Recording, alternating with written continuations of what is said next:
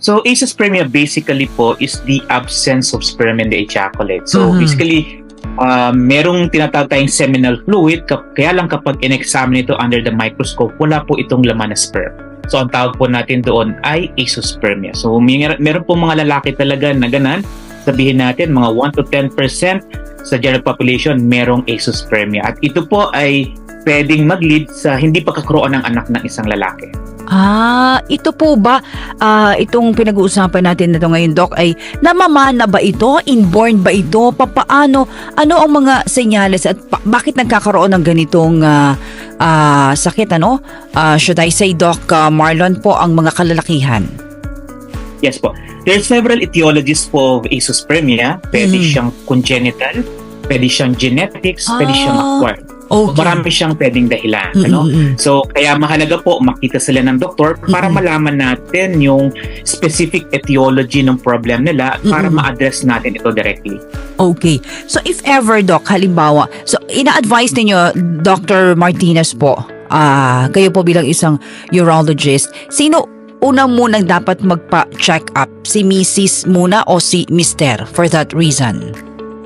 Kung susundin po natin ng guidelines about the diagnosis and treatment of male infertility, ang recommendation po nila is there should be a concurrent assessment. Meaning, dapat sabay silang ine-examine. So, ang babae po ay ine-examine ng OB-GYN, ang lalaki mahalaga ma-examine ng urologist. Kasi minsan po, kalimitan kasi sa setting natin sa Philippines ay babae muna ang ine-examine. Actually. Ang lalaki po is later part na. Kaya lang, minsan po kasi examine ng babae, yung problem is yung male counterpart. Tama. So doon po nagkakaroon ng somehow delay doon sa treatment ng kanilang fertility journey. Doc, alam natin na I don't know, kasi di ba ego, minsan sa lalaki yung ego na, di ba? Hindi, wala akong problema. Ikaw muna, Mrs. no? Nung na-test naman ng OB natin sa mga kababaihan po, OB gynecologist, okay. Parang on the part of male, may something na konting ego pride na may mga at times na hindi matanggap. Tama, Doc? Tama po yung sinasabi niyo, Ma'am Jenny. Isa mahalagang punto po yan.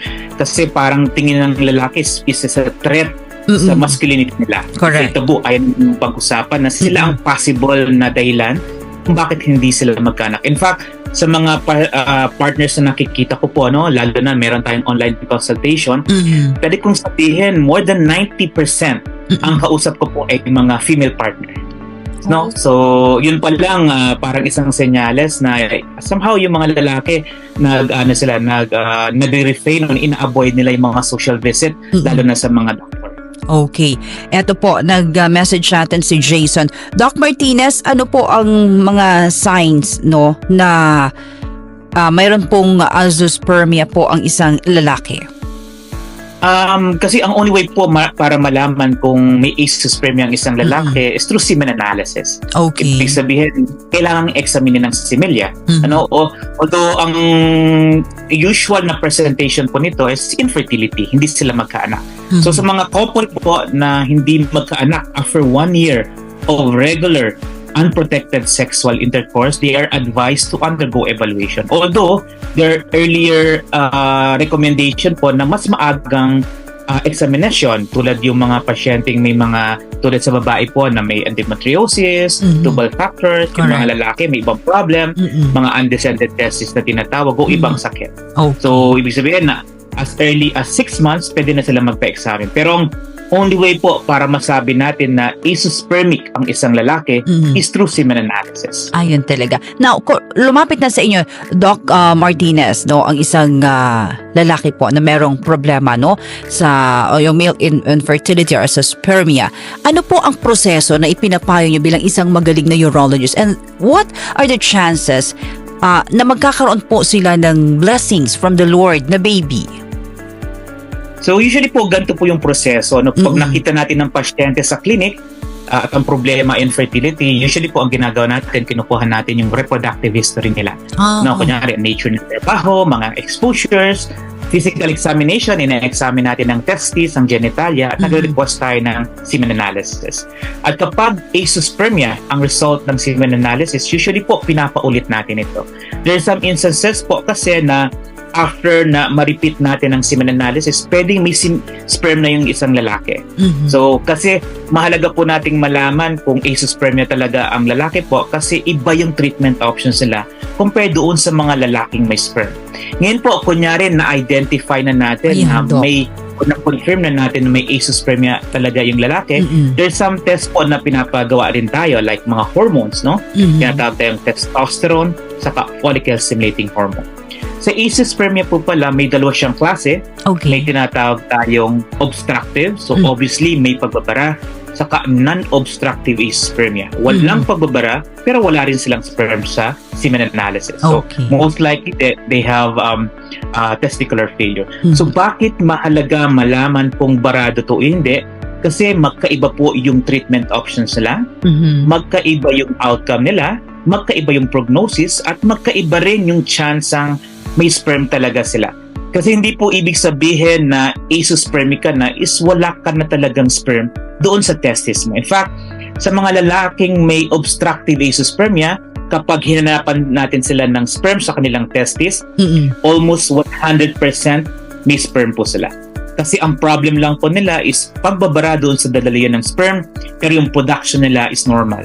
Pero sa mga pasyente pong may non-obstructive azoospermia, secondary to testicular failure, on average, mga 30 to 50% lang yung chansang may sperm sila. Okay. Doc, sinabi mo kanina na exposure. Anong mga dahilan po na nagkakaroon ng azoospermia po ang isang lalaki sa exposure? Saan po delikado ito, Doc? Lagi nilang iisipin na ang testis po ay kaya nakahiwalay sa katawan is kailangan ng testis ng mas malamig na environment para mag-produce ng good quality sperm. So kapag exposed ito sa higher temperature, pwede magkaroon ng production sa sperm. So ano po yung mga possible exposure? Kunyari, occupational hazards, no? Lalo na yung kunyari, mga seaman na exposed sa mga maiinit na environment, o kaya ibang exposures, pasyenteng nagkaroon ng cancer, nag-underwent ng chemotherapy, radiotherapy, so pwede po ito lahat mag-cause ng azoospermia. Even yung mga pasyenteng may varicocele, ito po yung parang dilatation dun sa ugat sa scrotal area, pwede din ito mag-cause ng azoospermia. So marami po itong pwedeng dahilan.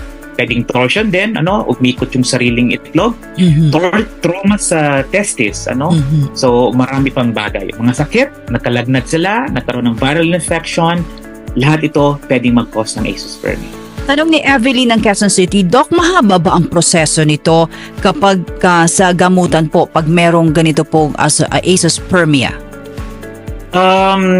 Sad to say po, pero kalimitan po kasi sabihin natin, hindi medical treatment ang ino-offer natin sa pasyente.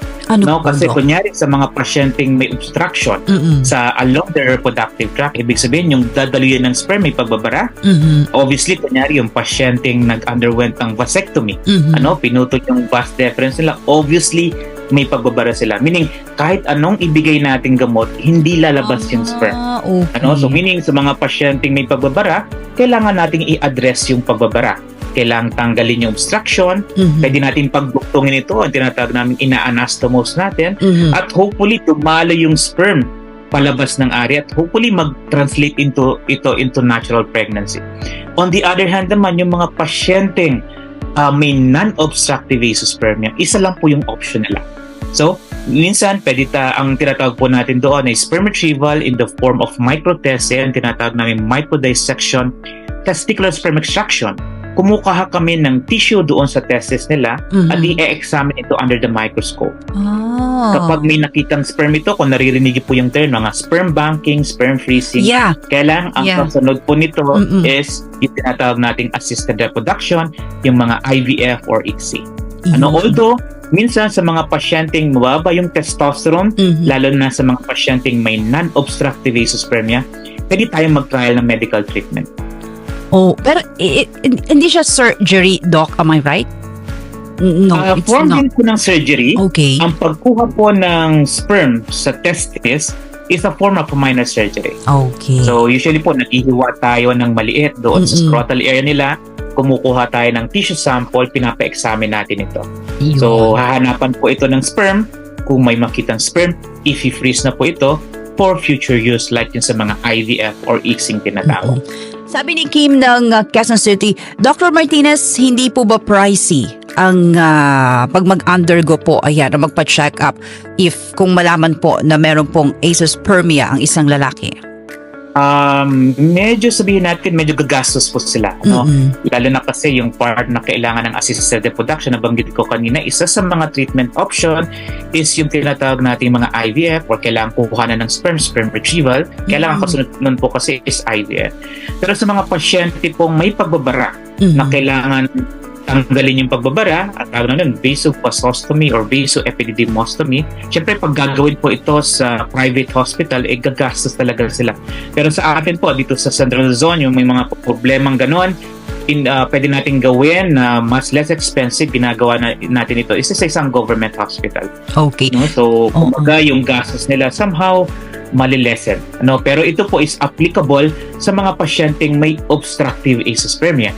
Kasi sabi ko nga kanina, yung mga pasyenteng non-obstructive, ang treatment po sa kanila is yung mga IVF or ICSI. Okay. Kung may tanong po kayo kay Doc Martinez, pwede po kayong mag-message natin live sa ating DSXL News sa Facebook. This is your chance. Ayan, may oras po sa atin si Dr. Marlon Martinez, isang magaling pong urologist and male infertility expert. Lalo na Doc, no? Martinez, yung mga mag-asawa na matagal na sabi mo nga 1 year na, wala pang baby. Oops, teka muna, medyo Doc, magtaka-taka na, hindi ba? Magtanong-tanong na at nandiyan po si Dr. Marlon Martinez. Doc, tanong ni Ems ating message dito. Good morning, Dr. Martinez. Good morning, Rajuman Jenny. Ilan pong porsyento ng pinag-uusapan natin ito ang isang single na magkaroon po ng ganitong azoospermia? Kung single siya po? Single. Okay. So, sabi ko nga, maraming pwedeng dahilan nito. No? Yung nature ng work mo, exposure sa mga sakit, any viral disease, nagkaroon ka ng beke, lumaking itlog mo, yung tinatawag nating mom's orchitis, pwedeng mag-cause ito ng azoospermia. So, kunwari, natamaan yung itlog mo, may naglalaro kayo ng game or basketball, nagbabike ka, nagmotor, na-aksidente ka, any trauma sa testis, pwedeng mag-lead to azoospermia. It could be So, kahit yung mga simpleng act po, simpleng sakit, pwedeng mag-cause. Kaya mahalaga po. Narinig ko pala, Doc Martinez, sa mga matatanda, baka nagka-beke yan noon. Usually po kasi ang beke o yung mumps na tinatawag is a viral infection. At kalimitan po itong viral na infection na ito is may predilection sa testis. At kapag ang testis po ay naapektuhan ng isang infection, pwedeng maapektuhan po yung production ng sperm nila. So minsan, pwede pong transient yung effect nila. Ibig sabihin, pansamantalang bumababa yung sperm production. Worst case scenario, patient can become azoospermic. So meaning, permanent na po siya. So pag ganun po, mahalaga makita sila ng doktor para kung may kailangan gawin sa kanila, is ma-recommend natin sa kanila. Okay. Tanong ni Sarah ng Quezon City, Doc Martinez, meron na po ba kayong naging pasyente na meron pong azoospermia na nagka-baby po sila ng misis niya? Meron po depende rin po sa sabihin natin sa causes ng azoospermia. So sa mga patient na obstructive azoospermia, meron po tayong nakikita. Kasi kung pag-uusapan po natin yung mga causes, kunyari sa developed countries like US, European countries, ang most common cause po ng obstructive azoospermia nila is yung tinatawag na vasectomy. Although dito sa atin po, in contrary dito sa atin, ang most common pa rin is mga sexually transmitted infection. Yung mga history ng mga gonorrhea, chlamydia. So nagkakaroon sila ng pagbabara doon sa daluyan ng similya nila. So may mga pasyente po kami nakita, may pagbabara sila doon sa tinatawag ng epididymis o vas deferens. So minsan pwede po nating i-bypass yung pagbabara, tanggalin yung pagbabara, at ito i-connect natin sa ibang portion ng epididymal tubule na pwede nang dumali yung sperm sa ejaculate nila. So mga gantong meron po, maraming mga nagkaanak na rin po, although hindi po lahat ng treatment options sa mga azoospermia is tinatawag natin 100% successful. So sa mga pasyenteng pinagduduktong natin secondary to mga infections, sabihin natin, yung chansang lalabas yung sperm nila sa ejaculate is around 60 to 70%. Yung chance naman po na mag-translate ito sa natural pregnancy is around 30 to 40%. At kung usually po inihintay natin ito 3 months, 1 year to 2 years, kung wala pa ring lumalabas na sperm or wala pa ring pregnancy after the surgery, we move with other treatment options. So doon po pumapasok yung role ng mga IVF or ICSI or assisted reproduction. Ayun. So ano naman, lumi-level up naman pala, Dr. Marlon. Ano? Doc, meron ka bang mga healthy tips dyan for our listeners and viewers na mga kalalakihan, lalo yung mga mister po natin, para hindi po sila, kung maiwasan itong infertility na ito na problema, Doc Martinez? Una although hindi po ito sabihin natin pinaka-treatment for infertility, but somehow pwedeng makatulong. Correct. Kung sabihin natin parang mga vitamins na pwedeng makaboost ng sperm nila. So una siguro sa diet po, syempre iiwasan na, kung isipin po natin lagi kung ano yung maganda para sa puso, maganda rin para sa sperm. So ano ibig ko sabihin, no?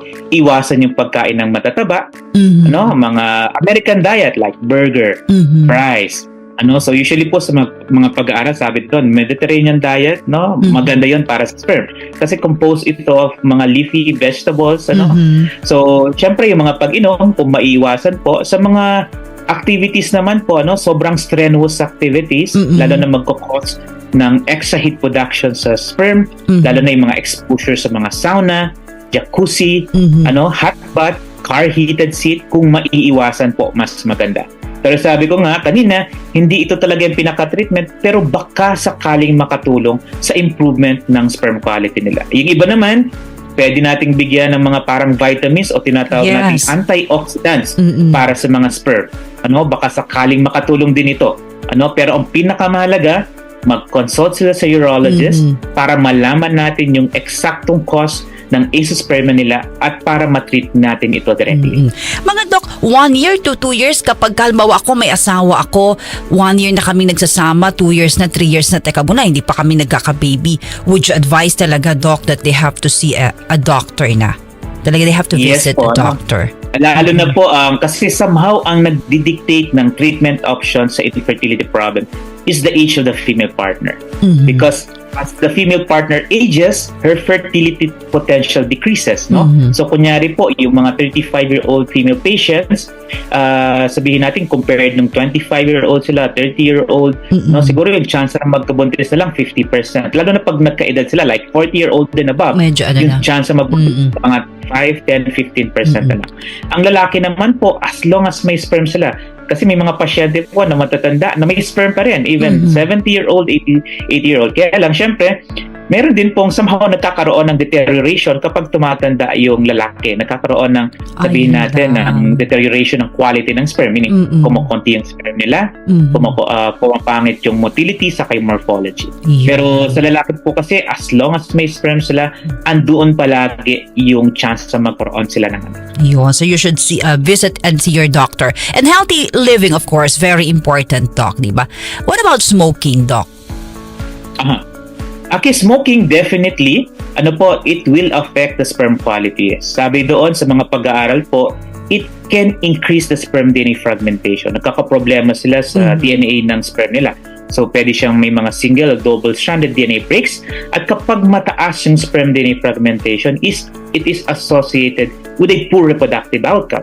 Meaning, mas mababa yung fertilization rate nila, implantation rate, mababa yung pregnancy rate, live birth rate, at mataas yung miscarriage rate nila. So, lalo na kapag nagtatry silang magkaroon ng anak, mahalaga, kung hindi talaga maiwasan ng smoking, is mabawasan siya.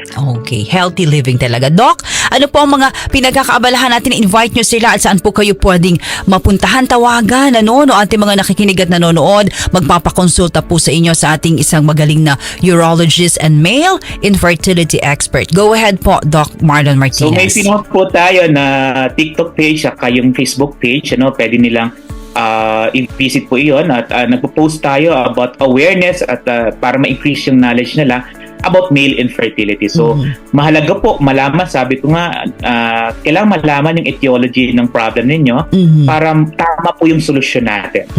So, ayun po, yung mga pasyente po na, syempre, iba po kasi malalayo, so, they are welcome naman to message me directly at kapag may time naman po ako, is usually sumasagot ako. Meron ka ng online? Yun yung parang tulong ko sa kanila. May online na consultation ka na rin, Doc Marlon?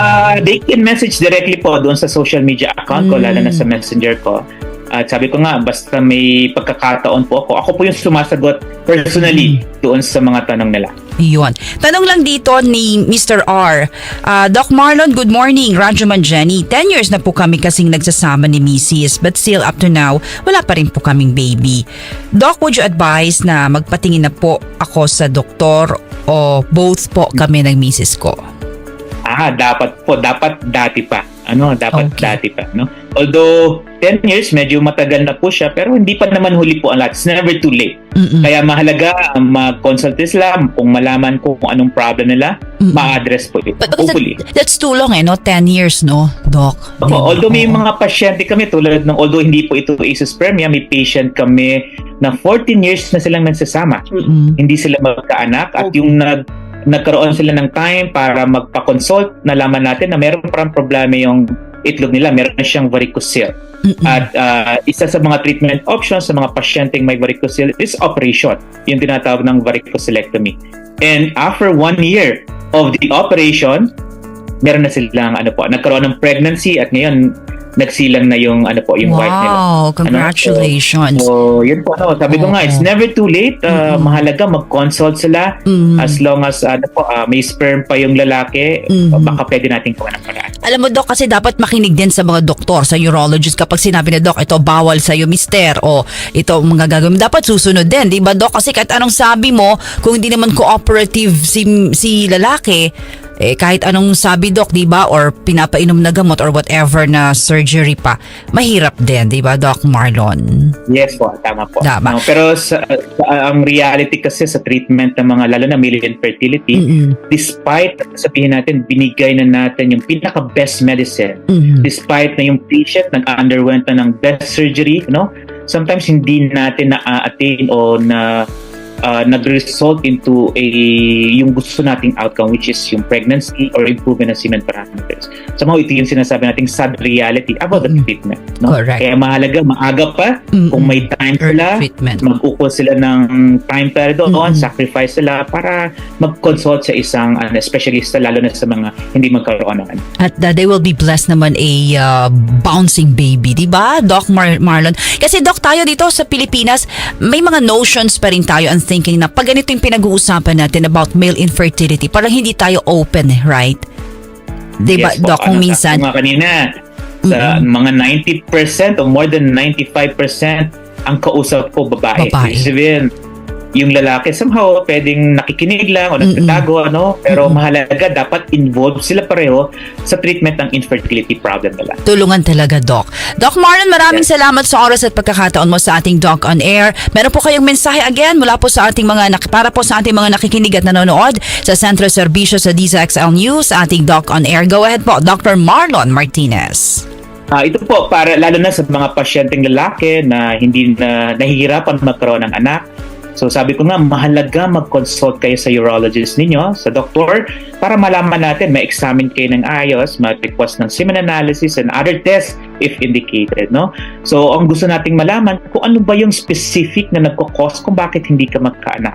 At kapag malaman natin ito, is ma-offer ka ng mga treatment options. There are several treatment options ranging from trial of natural conception, medical treatment, surgeries, lalo na may mga varicoceles at yung tinatawag nating assisted reproduction. Yes. So it's never too late. As long, sabi ko nga kanina, as long as may sperm ka, there's always a chance of having a baby. That's true. So andito kami para gabayan kayo at bigyan kayo ng mga options kung ano yung pwedeng gawin sa infertility problem ninyo. Nandyan po si Dr. Marlon Martinez, isang urologist. Thank you, Doc. Have a beautiful morning and more power. Thank you, Doc. Okay, salamat po. Maraming salamat po sa inyong invitation. Thank you po. See you next time, Spermanatics.